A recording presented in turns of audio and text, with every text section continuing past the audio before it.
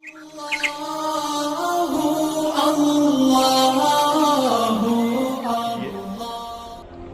ایسا شہر ہے جس میں کافر مسلمان سب مل کے رہتے ہیں.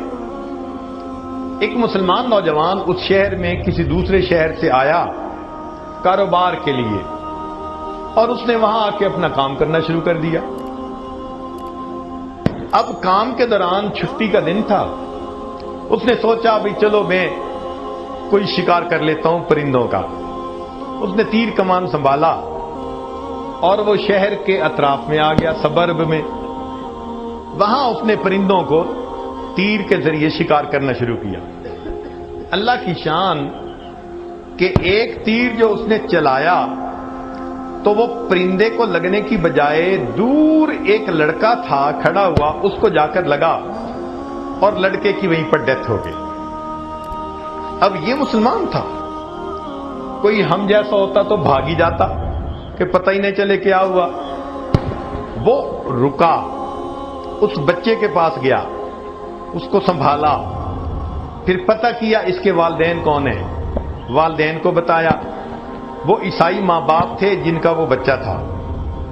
ان کو کہا کہ بھائی میں نے پرندے کو نشانہ بنایا تھا لیکن نشانہ خطا گیا، بچے کو لگ گیا، تو یہ ایک مسٹیک ہے میری.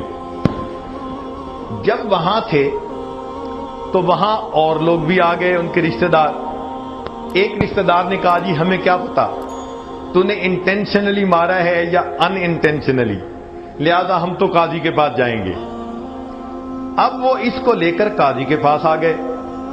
قاضی نے کہا کہ ہاں بھائی اگر تمہارے تیر سے یہ بندہ مرا ہے تو یا تو تم اس کی دیت دو، قصاص دو اس کے جو ورثاء ہیں، اور اگر ورثاء نہیں مانتے تو پھر تمہیں قتل کیا جائے گا بدلے میں.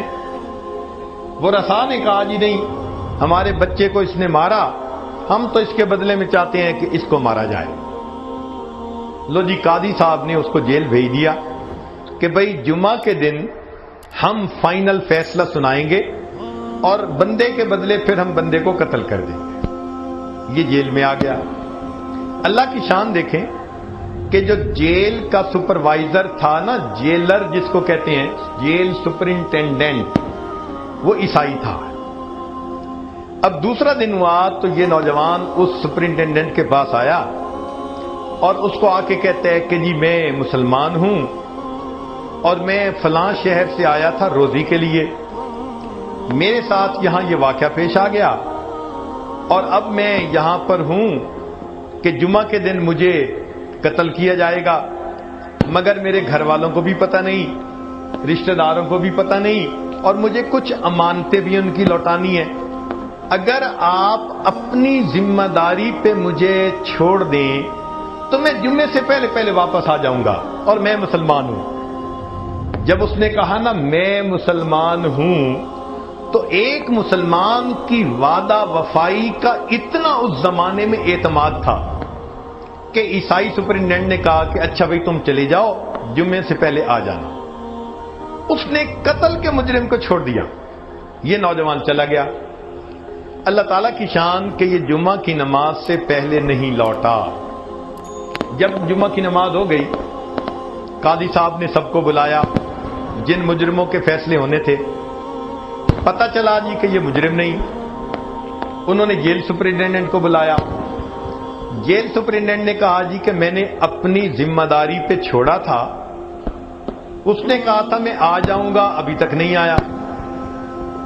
قاضی صاحب نے کہا کہ اچھا اگر آپ نے چھوڑا تھا اپنی ذمہ داری پہ اور وہ نہیں آیا تو یہ تو آپ کی مسٹیک ہے، لہذا فیصلے کے وقت تک اگر وہ نہ آیا تو اس کے بدلے ہم آپ کو قتل کریں گے، چونکہ ہم نے اس بچے کے قتل کا بدلہ تو لینا ہی ہے.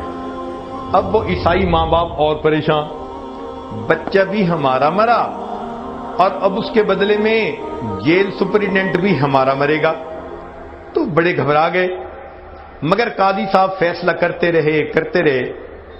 جب آخری فیصلہ کا وقت آیا تو انہوں نے پوچھا بھی مجرم کہاں؟ تو وہ سپرنٹینڈنٹ آگے بڑھا، اس نے کہا جی میں نے اسے بھیجا تھا اپنے اعتماد پر، ابھی تک نہیں آیا۔ اتنے میں ایک آدمی نے کہا وہ جی ذرا رکیں، وہ دور سے ایسے لگتا ہے کوئی بندہ دوڑا آ رہا۔ قاضی صاحب نے کہا ہاں انتظار کر لیتے ہیں۔ تھوڑی دیر انتظار کیا، وہ دوڑتا ہوا نوجوان آیا، پسینے میں شراب ہوا۔ اس نے آ کے پہلے اس جیل سپرنٹینڈنٹ سے معافی مانگی اور کہا کہ میں اپنے وقت پر پہنچ سکتا تھا، راستے میں دریا تھا جس میں طغیانی تھی، مجھے کشتی نہیں ملی اور مجھے دریا پار کرنے میں دیر ہو گئی، اس لیے میں اپنے وقت سے تھوڑا لیٹ ہو گیا، بہرحال میں پہنچ گیا ہوں۔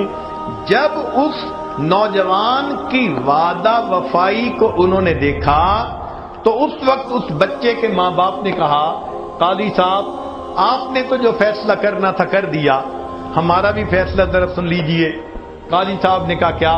انہوں نے کہا ہمارا ایک فیصلہ تو یہ کہ ہم نے اس نوجوان کی وعدہ وفائی کی وجہ سے اس کو معاف کر دیا، اور دوسرا فیصلہ یہ کہ ہم مجمع کو گواہ بنا کر کہتے ہیں کہ ہم بھی آج کلمہ پڑھتے ہیں اور مسلمان ہو رہے ہیں۔ فرشتوں کو دکھانا تھا بشر ایسے بھی ہوتے ہیں۔